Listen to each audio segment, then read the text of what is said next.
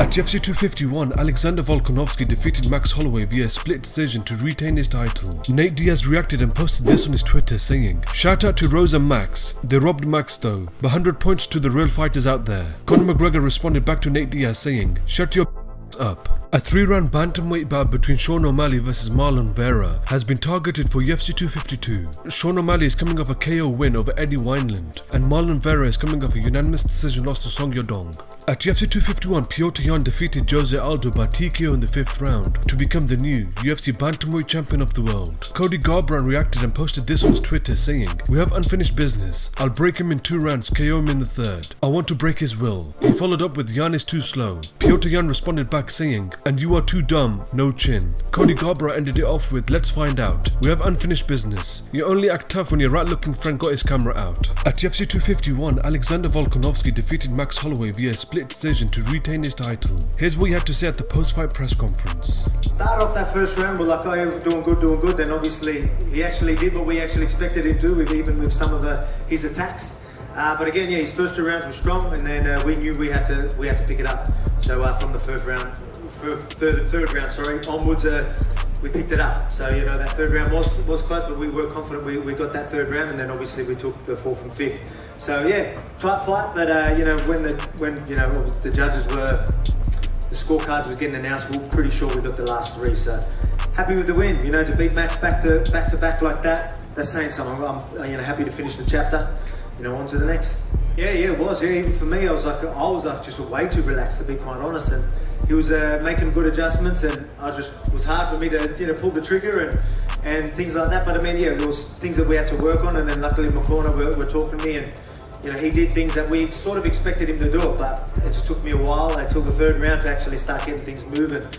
So I don't know what that was. Whether it was no crowd or whatever it was like, wake up, get punched in the face so you can wake up a little bit. But again, the first 2 rounds were tight, but again, I showed what champions are made of, you know what I mean? To dig deep and show, that I've got so many tools to make adjustments mid-fight like that. He made good adjustments in between the 2 fights, and I made adjustments in between the fights. That just shows you my fight IQ. It shows you the type of fighter I am, and it shows you, a great heart and what champions are made of. Guys, that was not the fault of the judges. That was the fault of the system. 10-9 must is a very flawed way to judge a fight. It's really simple. I said this many times. If you watch the fight and there was no 10-9 must system, you would say, okay, I think Alexander Volkanovski won that fight. I'm sorry, Alexander. If you watch it without 10-9 must, you would say Max Holloway won that fight. I think that's how you would have said that. But he obviously did not. Okay? So, Here's what happened. I think George lost a lot of heat last night. I thought he should have cut a mean promo afterwards and said, "I only got 6 days. I'll kick your ass next time." I think that's how he should have went with it. I think he messed up a little bit on the promo. Okay, Volkanovski, Holloway. Okay, so full fight. You watch the full fight, which is how it's scored in one championship, and I think the most superior way to score a fight. If you watch the whole fight, you think, "Oh, I think Max Holloway won the fight," but he didn't. Right? Okay. So if you look at all the metrics and everything, 1 and 2 are relatively clear for Holloway. 4 and 5 are relatively clear for Volkanovski. Okay? So then it comes down to, and really, those rounds were very close. 1, I think, was it 1 that Max had knocked out at the end of that won it for him, and he had knocked down 2 that won it for him also. But 3 was for me, as close as it gets. I mean, I think I said I have no idea who won that round or something like that. And then again, when I scored the fight, I said, well, I have a 3-2 Holloway, but I'm really not all that convinced on that one because, it was so close. So, the 10-9 must system, guys, it's completely and utterly flawed. So, for you guys, the real argument is who won round 3, Tim. I appreciate you saying that because that's very clear what it comes down to. Volkanovski won 4 and 5, Holloway won 1 and 2. Who won round 3? Well, it's super close. Round 1 was not 10-8. That's absurd. That is just totally absurd. But if we do a full fight scoring system, at the end of the fight, we can just say, I think this dude won, and then it's much, much easier. Hold on, Andy, give me 1 second. Sorry, my daughter needs some help. I'll help you, okay? Give me 1 second. That's all it is. It wasn't the judge's fault. I would have been miserable to judge that fight. Round 3 was as close as it got. Guys, we do not need a 10-9 must. We need a full fight scoring system. Hate to be the bearer of bad news, but that shit was boring. I just think that it just takes more to art. I'm an artist. I want to see good art. I don't care if it's dominant.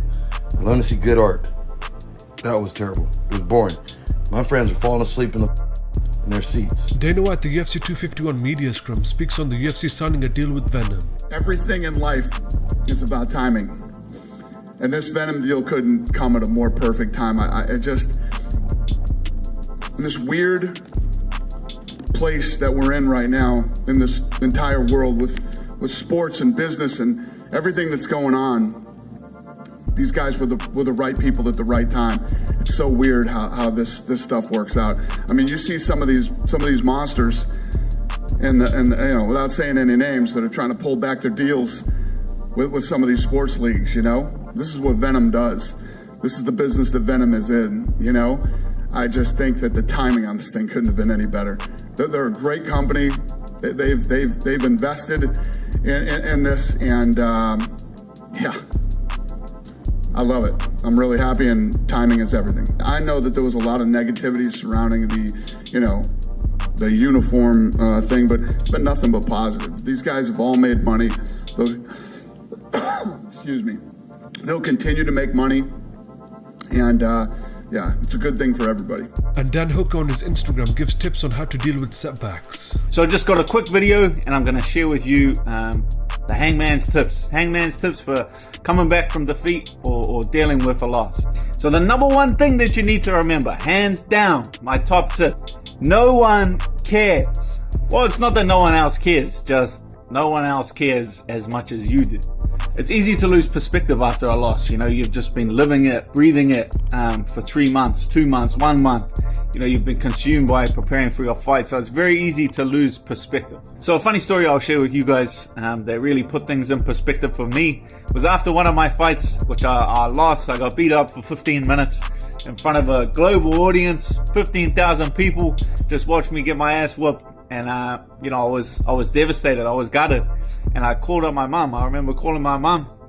And I tell her about my loss. And she was like, obviously watched it. And then she starts telling me straight away about how the dog's sick. And she has to take the dog to the vet. And she's got to go. And it's more important.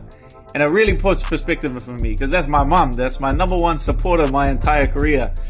And it wasn't even the most important thing to happen to her that day. And it's not that she doesn't care, it's just that it puts it in perspective for me. My number one supporter.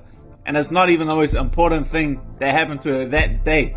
So in summary, it's just important to put your losses in perspective. You know, I've never had a single win or a single loss change anyone around me's opinion of me. You know, my friends, my family, my training partners, the people I choose to associate with have never changed their opinion of me on a win or loss. So that's important to note. Keep things in perspective. So we're out here in Vegas. No, it's a video, not a photo. I know. That's looking. We're quarantined. Quarantine. Not allowed to leave the parking lot. Gonna hit some pads. Came negative COVID. You got parking lot security right over there. Shh, don't say nothing. They're right there. So this is all it's about. And then we leave tonight to Abu Dhabi. Ray, you looking forward to that 15-hour flight? So we're in the airport and it's empty. It's only the people going on the plane over there. But it's clean. So easy to breathe in this thing. Look at that mask. Danny, I hate you, Ramirez, because you didn't get me a mask so like that. So easy to breathe in this. I know. And I haven't questioned him once. I bet. So we're in first class. We have a 15 and a half hour, 15 hours and a half flight. I don't know. There we go. Let me change it. So this is all my leg room. My legs can't even reach it. Never had this much leg room. This is crazy. Not to mention that we get entree and we get breakfast. We have all these things. They gave us pajamas, wearing pajama pants and a shirt, slippers, blanket and a pillow. I mean, this is, now I know why people get first class. I gotta tell my wife we gotta start saving money to get first class. This is unbelievable, but it's a 15-hour flight. And the seat, it massages you. You get a massage while you're in the air. It's great. It's unbelievable. So I got a long flight ahead. Lots of movies, lots of sleep, unfortunately, because we are fighting way early in the morning in Abu Dhabi. And check in with you guys soon.